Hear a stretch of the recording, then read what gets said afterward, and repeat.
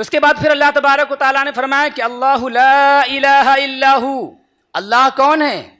جس کے سوا کوئی عبادت کے لائق نہیں ہے، کوئی پوجا کے لائق نہیں ہے۔ کوئی پوجا کے لائق کیوں نہیں ہے؟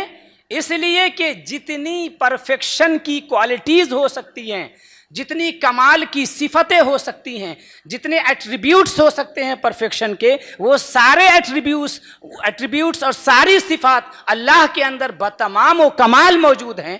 اس سے زیادہ کمال کسی کے اندر ہو ہی نہیں سکتا ہے۔ تو اب اللہ تبارک و تعالیٰ کی بارگاہ میں ہی تو جھکا جائے گا، اسی کی تو عبادت کی جائے گی، اسی کے سامنے تو اپنی بندگی کا اقرار کیا جائے گا۔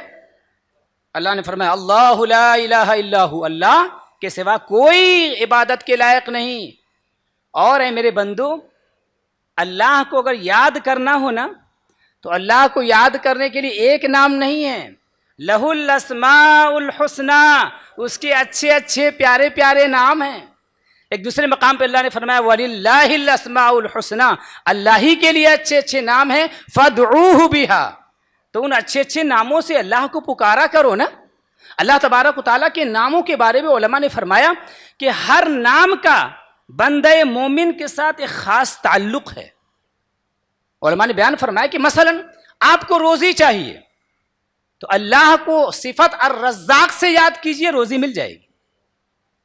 آپ مصیبتوں میں پھنسے ہوئے اللہ کی رحمت کے طالب ہیں تو الرحمن اور رحیم کی صفت سے اسے یاد کیجئے، اللہ تبارک و تعالیٰ کی صفت رحمت سے آپ کو حصہ ملے گا۔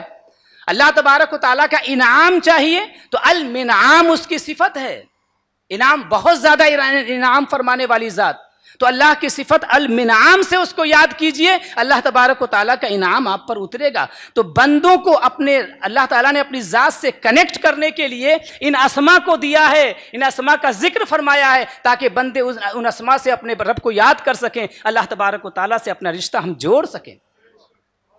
ابھی مغرب میں ہم نے آیات اسما کی تلاوت کی تھی، هو اللہ الذی لا الہ الا هو عالم الغیب والشہادۃ هو الرحمن الرحیم، هو اللہ الذی لا الہ الا هو الملک القدوس السلام المؤمن المہیمن العزیز الجبار المتکبر سبحان اللہ عما یشرکون، هو اللہ الخالق البارئ المصور له الاسماء الحسنى۔